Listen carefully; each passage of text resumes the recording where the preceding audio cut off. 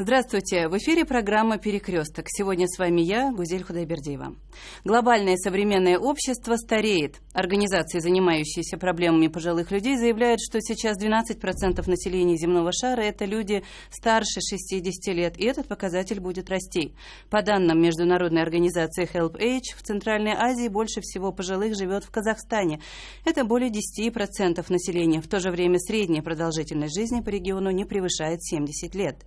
Как и чем живет сегодня старшее поколение населения Центральной Азии? Этой теме посвящен сегодняшний выпуск программы «Перекресток». В странах Центральной Азии людей, вышедших на заслуженный отдых, как ни странно, в первую очередь волнует заработок. О причинах в репортаже моей коллеги Хирамон Бакозада. Говорят, если хочешь узнать, как живет страна, сходи на базар или посмотри на то, как живут старики.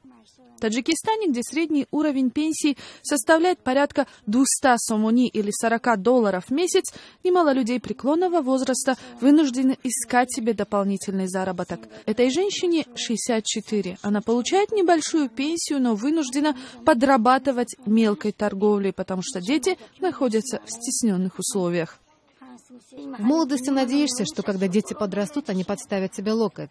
Разве я могла предполагать, что в 64 года буду вынуждена сидеть здесь? Моя пенсия составляет 200 сомони. У мужа такая же пенсия. Мы пытаемся жить так, чтобы никому не быть должными. А этот старик получает пенсию в размере 250 сомони, $50, что хватает лишь на один мешок муки. Надеяться ему не на кого. Во время гражданской войны потерял одного сына, другой сын прикован к постели. Лично для меня жизнь очень тяжелая. Мне 75 лет. 20 лет я работал в колхозе. А что дети? У них свои дети. У сына и дочери по 3-4 детей. Еле-еле концы с концами сводим. Исследование качества жизни людей старше 60 лет показало, что размер пенсии в Таджикистане продиктован низким уровнем дохода в стране. Туркменские пенсионеры считаются наиболее обеспеченными в Центральной Азии. Размер пенсии здесь доходит до $377 США в месяц. Тем не менее, на улицах городов и населенных пунктов пожилые люди, продающие хлеб, зелень, убирающие мусор или просто просящие подаяние, сегодня не редкость. Цены в стране растут, а иногда пенсии родителей являются единственным источником дохода для целых семей. Неоднозначна ситуация с выплатой пенсии в Узбекистане. В рамках пенсионной реформы в настоящее время у пенсионеров отзывают часть денег, выплаченных в предыдущие годы. Таким образом, некоторые пенсионеры денег просто не получают. Есть и другая проблема. Деньги узбекским пенсионерам перечисляют на банковскую карту. Картой можно расплачиваться, но обналичить средства нельзя. И пенсионерам приходится придумывать различные, нередко изощренные способы, рассказывает жительница Ташкента Инна Люлько. Вся моя пенсия на карточке. Но я как-то приспособилась. Во-первых, коммуналку плачу карточкой.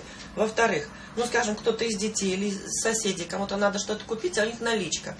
Я покупаю на карточку, они мне наличку дают. Вот таким образом. Скажем, проездной я покупаю. Вот проездной хорошо. Я считаю, что если бы не проездной, я вообще не знаю, как бы я бы в Ташкенте жила. Кроме социально-экономических трудностей, пожилые люди в Центральной Азии сталкиваются и с изменением общественно-культурных традиций в отношении стариков.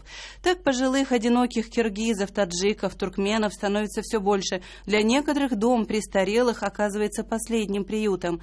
Из дома престарелых в Бишкеке репортаж нашего корреспондента Желды Сураспаковой. Испокон веков в кыргызской семье дети по традиции заботились о пожилых родителях и не бросали стариков. 20 лет назад отдать родителей в дом престарелых считалось позором, но времена изменились, и сегодня в интернатах все больше пожилых кыргызов. В бишкекском доме-интернате для престарелых, как и везде, почти половина кыргызы. Некоторые приходят и по собственной воле. Один из них – член Союза писателей и филолог Дубаш Калназаров. Сюда его привело нежелание жить в доме зятя. Я, например, нахожусь здесь уже 5 лет. Раньше киргизов было мало, а сейчас уже умножает. Некоторые киргизы не понимают, он живет, говорит, в государственном доме, в доме престарелых. Что это такое? Нет. Они здесь живут, мечтают, стремятся на завтрашний день и живут хорошо. чем находиться в руках родных, родственников. Уже понимают, что здесь легче, самостоятельно. Однако эксперты предлагают уже сейчас обратить внимание и работать над развитием института семьи. Вот эти традиционные устои, традиционные ценности, уникальные у кыргызского народа. Их нужно возобновлять, их нужно сохранять, их нужно продвигать и показывать пример другим народам. И все это должно меняться уже сейчас в кратчайшие сроки. И как мы относимся сейчас к старикам, так и к нам будут относиться наши дети, наши внуки. В Кыргызстане на сегодняшний день свыше 500 000 пенсионеров. В домах престарелых, по данным ресурсного центра, находится более 2000 пожилых людей. Человек может и должен быть счастливым в любом возрасте, и старость личному счастью не помеха. Это подтверждает история пожилых молодоженов из Казахстана в репортаже корреспондента из Астаны Светланы Глушковой.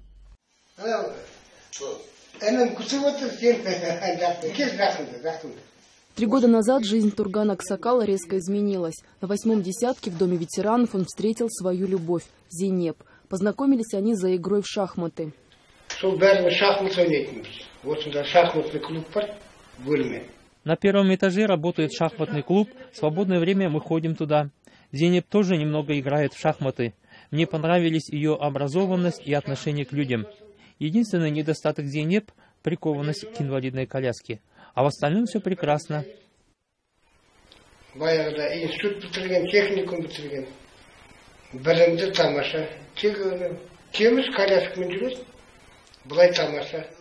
Долгие годы Зейнеп не может ходить, как она сама говорит, по ошибке врачей. После того, как это случилось, от нее отвернулся муж, а 2 детей и сын не смогли ее взять к себе. Самым близким человеком в доме ветеранов для нее стал Турган Такожин, который 3 года назад лишился одной ноги. Нормально, мне подходит. Мне подходит. Добродушный характер у него. Помогает во всем мне. Недавно Зейнеп и Турган поженились. Администрация дома ветеранов выделила им 2-комнатную комнату. Помимо молодоженов здесь живут еще 3-4 пары, которые сошлись вместе. Но таких, как они, здесь немного. Чаще всего пенсионеры попадают сюда, когда остаются без присмотра своих родных или детей. Здесь для них есть столовая, медицинский центр, кинозал, библиотека, парикмахерская. Но все эти условия не могут заменить им семьи. Геронтологи заявляют, что нынешние проблемы людей старшего поколения – это отражение социально-экономических процессов.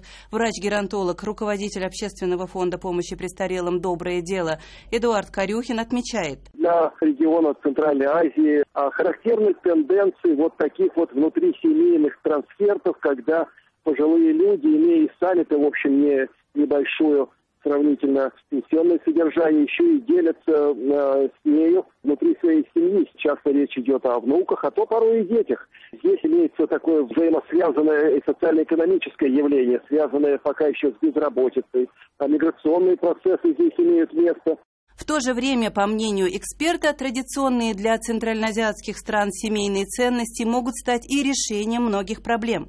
Вы знаете, безусловно, есть позитивные здесь моменты, потому что такие долгожданные моменты, когда пожилые люди с внуками общаются, это очень важно на самом деле. Закладываются многие основы и опыт пожилых людей для следующих поколений. А это говорит о благородстве часто пожилых людей, которые жертвуют своим здоровьем, своим временем ради новых поколений. По мнению экспертов, обеспечение условий для достойной старости требует государственных социально-экономических мер, но зависит и от развития гражданского общества и готовности признавать и открыто говорить о насущном.